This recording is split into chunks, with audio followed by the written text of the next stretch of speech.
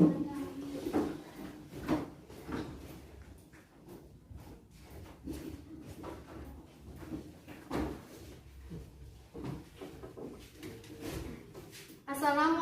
warahmatullahi wabarakatuh. Waalaikumsalam warahmatullahi wabarakatuh. Baik, kepada ketua kelas silakan pimpin doa terlebih dahulu. Semua siap? Doa mulai. Doa selesai. Ucapkan salam. Assalamualaikum warahmatullahi wabarakatuh. Waalaikumsalam warahmatullahi wabarakatuh. Ada yang tidak hadir pada hari ini? Lailatul Bu. Kenapa? Alpa. Ya. Bilangin besok suruh sekolah ya. Iya, Bu.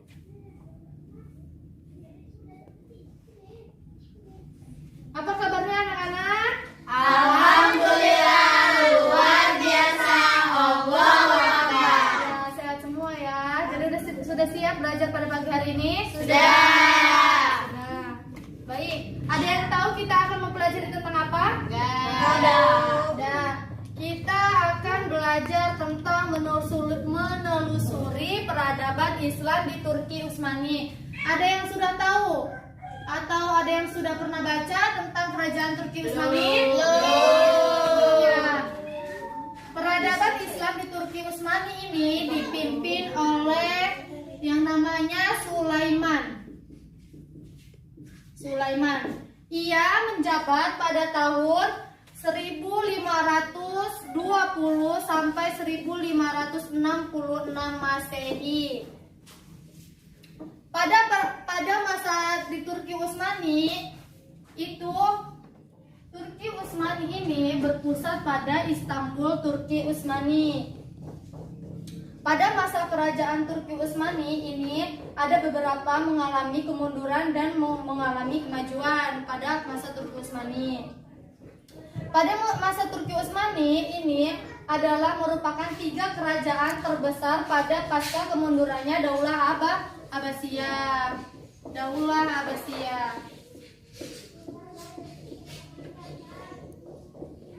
Pada pelajaran pada pagi hari ini kita akan membahas yaitu yang pertama tentang sejarah Turki Utsmani.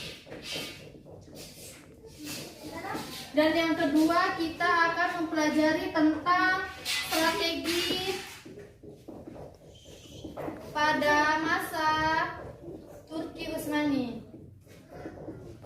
Amin.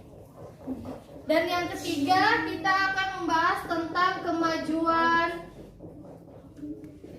pada Turki Utsmani. Dan yang keempat, kemunduran Turki Utsmani. Baik, di sini Ibu akan membagikan kalian beberapa kelompok sesuai dengan tema-tema yang sudah Ibu catat di depan. Kalian silakan mencari tentang sejarah Turki Utsmani bagi kelompok 1, kelompok 2 tentang strategi pada masa Turki Utsmani, dan yang ketiga tentang kemajuan pada Turki Utsmani, dan yang keempat adalah kemunduran Turki Utsmani. Baik, di sini Ibu akan membagikan tema-temanya ya. Ini kelompok 1,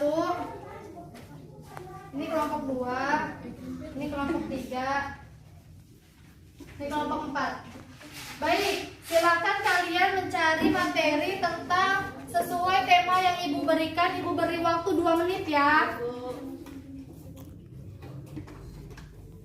Baik, silakan cari dan diskusikan kepada kelompok-kelompoknya. Sudah? Sudah. Baik, siapa yang dapat sejarah Turki Utsmani? Ya, silakan maju dan memberikan kepada teman-temannya untuk menjelaskan. Assalamualaikum warahmatullahi wabarakatuh. Waalaikumsalam warahmatullahi wabarakatuh. Berdirinya saya di sini akan menjelaskan sejarah lahirnya Turki Utsmani. Sejarah lahirnya Turki Utsmani. Kerajaan Turki Utsmani berasal dari salah satu suku Turki Barat, yaitu suku Kayi. Saat Genghis Khan melakukan penyerbuan dan penyerangan di wilayah Turkistan yang dialami suku Kayi. Sulaiman Syah, pemimpin suku Kayi. Permintaan perlindungan dari penguasa Transoksania bernama Jalaluddin mengurbiti bin Kahawarizmi, namun pada akhirnya Transoksania juga bisa dikuasai tentara Mogol. Sulaiman Syah berusaha memasuki wilayah Syam, namun saat menyeberangi sungai Elifrat datang banjir hingga meninggal dunia. Sulaiman Syah memiliki 4 orang putra, yaitu Sangkurtaki, Togdai, Ertogrul, dan Danda. Keluarganya terbagi 2 kelompok, yaitu Sangkurtaki dan Togdai kembali bergerak ke asal dan Ertogrul dan kembali di Asia Kecil, dan Ertugrul diangkat jadi pemimpin yang baru. Pada saat itu Ertugrul membantu Aulidin mencapai kemenangan. Setelah itu Ertugrul diberi hadiah berupa daerah pergunungan dan diberi gelar Muqaddamah Sultan. Sedangkan Ertugrul diberi gelar Sultan Noki, Kening atau Kening Sultan. Terima kasih dari saya. Wassalamualaikum warahmatullahi wabarakatuh. Waalaikumsalam warahmatullahi wabarakatuh. Ya, baik, betul ya apa yang dikerjakan oleh kelompok 1. Sejarah lahirnya Turki Utsmani ini, pada waktu itu Turki Utsmani berasal dari suku Turki Barat, yaitu suku Kayi yang dipimpin oleh Sulaiman Syah. Sebaliknya untuk kelompok 2, silakan mempresentasikan kepada teman-temannya. Teman-teman yang di belakang harap memperhatikan ya, karena ibu nanti di akhir ada evaluasi, yaitu ibu akan memberikan pertanyaan kepada kalian semua. Iya, Bu. Oke, silakan maju kelompok 2. Assalamualaikum warahmatullahi wabarakatuh. Waalaikumsalam warahmatullahi wabarakatuh. Oke, jadi saya akan membacakan strategi dan kebijakan pemerintah Daulah Turki Utsmani awal. 1. Utsman disebut dengan Utsman I sebagai pendiri kerajaan Turki Utsmani yang mencanangkan kerajaan dibangun atas sendi-sendi persatuan suku Turki. 2. Orkan berhasil mendirikan jabatan Sadr Azam Perdana Menteri yang ia berikan jabatan itu pada adiknya Alauddin. 3. Murad Sultan Murad I adalah sosok yang sangat pemberani, gemar berjihad, dermawan, dan tekun menjalankan agama. Ia berhasil meluaskan wilayahnya di Asia Kecil dan Eropa dalam waktu bersamaan. Dan terakhir 4. Bayazid. Hanya dalam jangka waktu setahun, negeri-negeri berada dalam kekuasaan Daulah Utsmaniyah. Bayazid bergerak begitu cepat di antara 2 front, Balkan dan Anatolia. Oleh karena itu ia diberi gelar Yaidrum atau Kilat. Sekian dari saya ucapkan terima kasih. Wassalamualaikum warahmatullahi wabarakatuh. Waalaikumsalam warahmatullahi wabarakatuh. Betul ya apa yang dikerjakan oleh kelompok 2, strategi dan kebijakan pemerintah Daulah Turki Utsmani awal itu, yaitu pada yang pertama itu ada Utsman, yang kedua ada Orkan, yang ketiga ada Murad, yang keempat ada Bayazid. Mereka masing-masing mendirikan Turki Utsmani ini dengan cara yang berbeda-beda. Yang pertama, Utsman ini sebagai pendiri kerajaan Turki yang mencanangkan kerajaan dibangun atas sendi-sendi persatuan suku Turki. Kalau yang Orkan ini mendirikan Perdana Menteri. Dan selanjutnya pada kelompok 3 silakan mempresentasikan apa yang didapat dan apa yang didiskusikan oleh kelompoknya. Assalamualaikum warahmatullahi wabarakatuh. Waalaikumsalam warahmatullahi wabarakatuh. Nanti sebentar, yang lainnya mohon perhatikan ya. Ini nggak boleh main-main pelajaran pada pagi hari ini. Silakan. Kemajuan peradaban Islam di masa Turki Utsmani. 1. Muhammad I. Pada masa Muhammadiyah I, ia berhasil mendudukan saudaranya Isa yang berkuasa di Bursa dan Sulaiman yang berkuasa di Adrianopel, serta Mustafa yang menuntut haknya sebagai penguasa karena merasa sebagai putra tertua. 2. Murad II. Cita-cita Murad II adalah melanjutkan usaha perjuangan Muhammad I. Prioritas utama perjuangannya adalah menguasai kembali daerah-daerah yang terlepas dari kerajaan Turki Utsmani sebelumnya, yaitu Asia Kecil, Saloniki, Albania, Valak, dan Hongaria. 3. Muhammad III Al-Fatih. Al-Fatih adalah gelar beliau karena berhasil menaklukkan Konstantinopel. Muhammad Al-Fatih diangkat menjadi penguasa setelah kematian ayahnya ketika itu umur 22 tahun. Muhammad Al-Fatih berusaha membangkitkan kembali sejarah umat Islam sampai dapat menaklukkan Konstantinopel sebagai ibu kota Bizantium. 4. Bayazid II. Bayazid penguasa yang sangat lemah sehingga banyak menimbulkan kekacauan di dalam negeri. Praktis di masanya tidak ada perubahan mendasar. 5. Salim I. Salim dapat mengangkat citra Daulah Turki Utsmani kembali.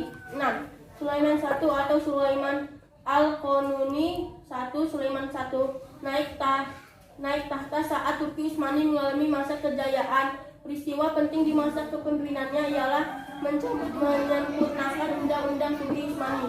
Sekian dari saya. Wassalamualaikum warahmatullahi wabarakatuh. Waalaikumsalam warahmatullahi wabarakatuh.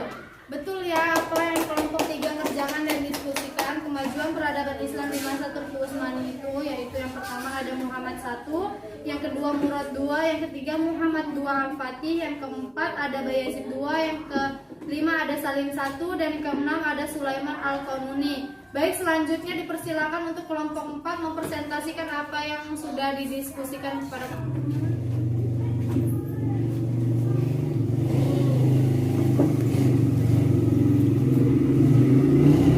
Kemunduran peradaban Islam Turki Utsmani.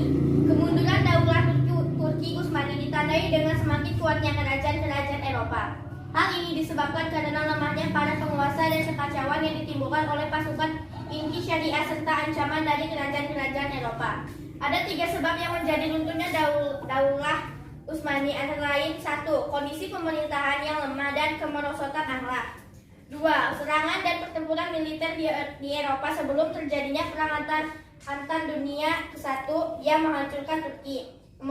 Yang ketiga, gerakan oposisi sekuler dan nasionalis. Selain serangan konspirasi dari luar, kekhalifahan Utsmaniyah juga menerima perlawanan oposisi dari organisasi sekuler dan nasionalis yang sempit. Sekian dari saya, terima kasih. Wassalamualaikum warahmatullahi wabarakatuh. Waalaikumsalam warahmatullahi wabarakatuh. Jadi benar ya yang dikerjakan oleh kelompok 4, kemunduran peradaban Islam Turki Utsmani ini ditandai dengan kuatnya kerajaan-kerajaan di Eropa. Dan ada 3 alasan yang menjadi runtuhnya Daulah Turki Utsmani, yaitu yang pertama kondisi pemerintahan yang rendah dan kemerosotan akhlak, yang kedua serangan dan pertempuran militer di Eropa, yang ketiga gerakan oposisi sekuler dan nasionalis. Baik, di sini Ibu akan mengevaluasi siswa-siswa sekalian. Di sini Ibu memiliki 6 kartu yang berisikan tentang 3 pertanyaan dan 3 jawaban. Di sini instruksinya yaitu kalian harus mencari pasangan kalian. Di sini ada pertanyaan dan jawaban. Nah, jika ada yang mendapat pertanyaan berarti mencari pasangan yang jawaban. Baik, Ibu akan bagi.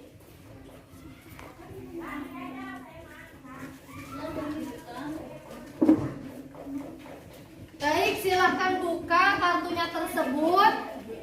Siapa yang sudah menemukan pasangannya silahkan maju ke depan.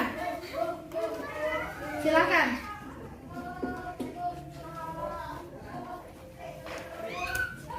Silahkan bacakan kepada teman-temannya. Kebijakan apa yang dilakukan oleh Murad? Ia berhasil meluaskan wilayahnya di Asia Kecil dan Eropa pada waktu bersamaan. Betul nggak jawabannya? Betul. Beri aplaus. Hebat, hebat, Masya Allah. Silakan maju. Selanjutnya siapa yang sudah menemukan pasangan dia silakan maju.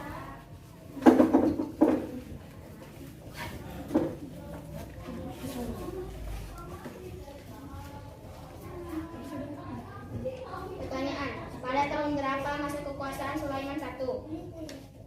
Jawaban, pada tahun 1520 sampai 1566 Masehi. Betul nggak jawabannya? Betul. Beri aplaus. Hebat, hebat, Masya Allah. Silakan pasangannya yang terakhir. Ibu, ya silakan maju ke depan.